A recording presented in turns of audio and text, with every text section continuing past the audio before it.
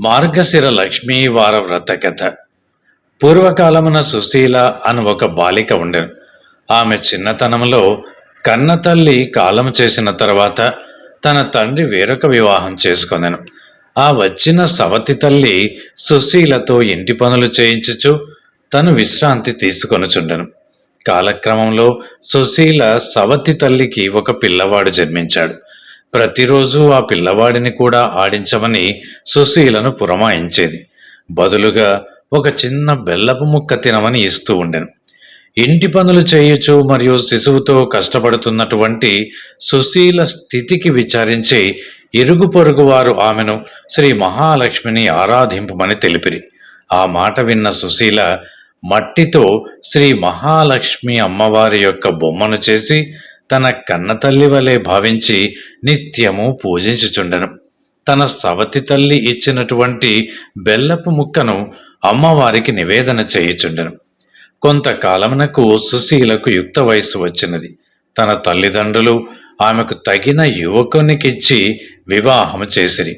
ఆమె తన అత్తవారింటికి వెళుతూ తనతో పాటుగా నిత్యము పూజ చేయుచున్నటువంటి శ్రీ మహాలక్ష్మి అమ్మవారి యొక్క బొమ్మను కూడా తీసుకొని వెళ్ళను. అంతనా పుట్టింటిన గల సిరి సంపదలు కూడా సుశీల వెంట వెడలిపోయాను. అత్త ఇంటి వారు అకస్మాత్తుగా వృద్ధి చెందిన సిరి సంపదలు చూసి ఆశ్చర్యపడుచు తమ కోడలి అదృష్టమని మెచ్చుకొని ఆమెను ఆప్యాయముగా చూసుకొనుచుండిరి. కొంతకాలమునకు సుశీలకు తన పుట్టింటి వారు దారిద్ర్యమును అనుభవించుచున్నారన్న వార్త తెలిసెను. వారికి సహాయం చేయదలచి తన భర్తను అడుగగా అతను కూడా సమ్మతించెను.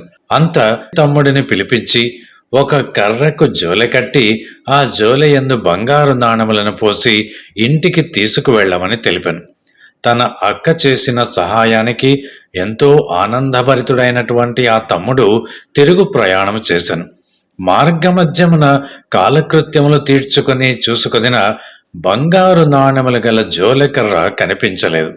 ఎవరో దొంగతనము చేసినారని గ్రహించి బాధతో తన ఇంటికి వెళ్ళిపోయాను.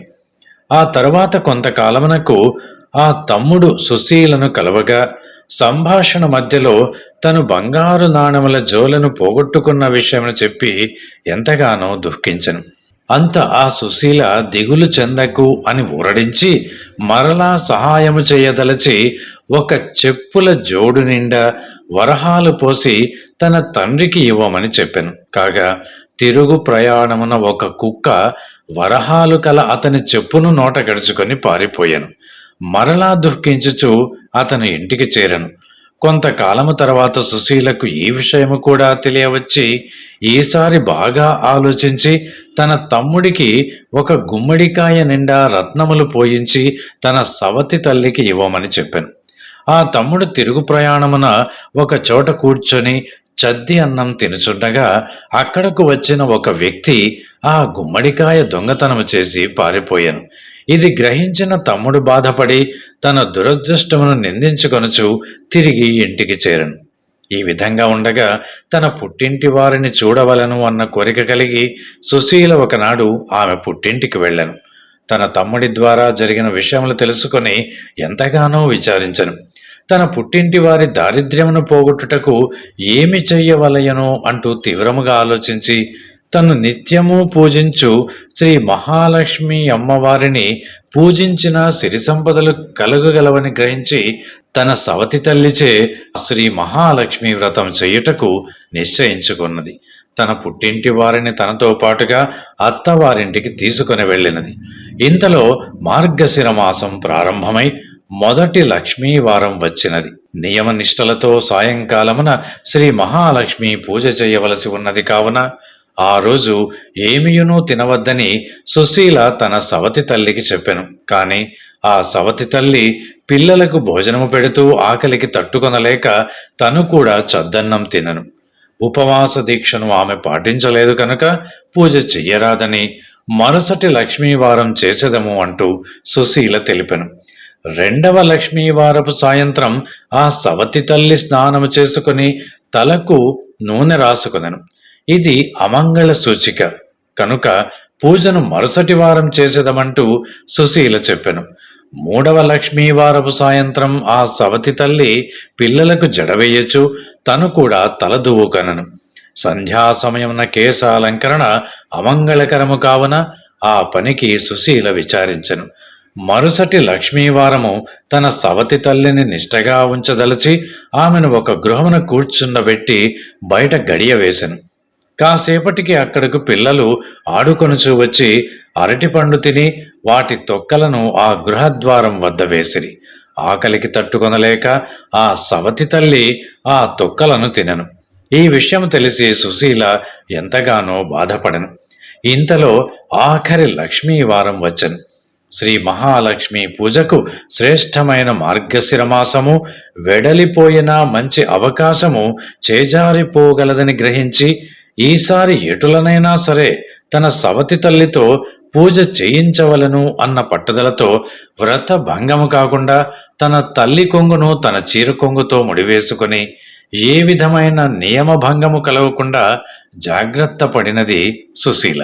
ఆనాటి సాయంత్రం తనతో పాటు తన సవతి తల్లితో కూడా శ్రీ మహాలక్ష్మి పూజ చేయించెను. పూజాంతరమున ప్రసన్నురాలైనటువంటి శ్రీ మహాలక్ష్మి అమ్మవారు సుశీల పెట్టినటువంటి నివేదనను స్వీకరించి ఆ సవతి తల్లి పెట్టిన నివేదనను తిరస్కరించినది. భక్తి శ్రద్ధలతో సుశీల ఇది ఏమని అడుగగా శ్రీ మహాలక్ష్మి అమ్మవారు, ఓ సుశీల, నీ చిన్నతనమున నువ్వు నా పూజ చేయునప్పుడు నీ సవతి తల్లి కోపగించి చీపురుతో నిన్ను కొట్టినది. ఆ దోషము వలన నేను ఆమె నివేదనము స్వీకరింపలేను అని తెలిపాను. వెంటనే సుశీల తన సవతి తల్లి చేసిన పనిని మన్నింపుమంటూ ప్రార్థింపగా అటులనే అని అమ్మవారు పలికి నివేదనము స్వీకరించను. వారి ఇరువురి ఇంట సుఖ సంపదలు వృద్ధి చెందగలవని వరము కూడా ఇచ్చను. ఆ ప్రభావము చేత తన సవతి తల్లి ఇంట సంపదలు క్రమముగా వృద్ధి చెందసాగను. అటు పిమ్మట ప్రతి సంవత్సరము మార్గశిర మాసమున 5 లక్ష్మీ వారములు నియమ నిష్టలతో శ్రీ మహాలక్ష్మి అమ్మవారి పూజ చేసి తమ విభవము కొలది పరమాన్నము కాని, పులగము కాని, బూరెలు కాని లేదా అప్పాలు గాని మొదలగు వాటిని నివేదనము చేయుచు వారిరువురి కుటుంబములు కూడా సుఖ సంపదలతో ఆనందముగా నుండిరి. కావున ఈ మార్గశిర మాసమున శ్రీ మహాలక్ష్మి అమ్మవారిని భక్తి శ్రద్ధలతో పూజించి ఆ అమ్మవారి కృపా కటాక్ష వీక్షణమునకు పాత్రులు కావలసిందిగా తెలియజేస్తున్నాం. ఈ మార్గశిర మాసమున లక్ష్మీవారమునందు శ్రీ మహాలక్ష్మి అమ్మవారి వ్రతమును చేసిన ఎడల సుఖ సంతోషాలు అష్టైశ్వర్యాలు కలిగి ప్రతి ఒక్కరూ కూడా కుటుంబ సమేతంగా ఆనంద ఆయురారోగ్యాలతో ఉందురు అన్నది మనకు పురాణాలు తెలియజేస్తున్నటువంటి కథ.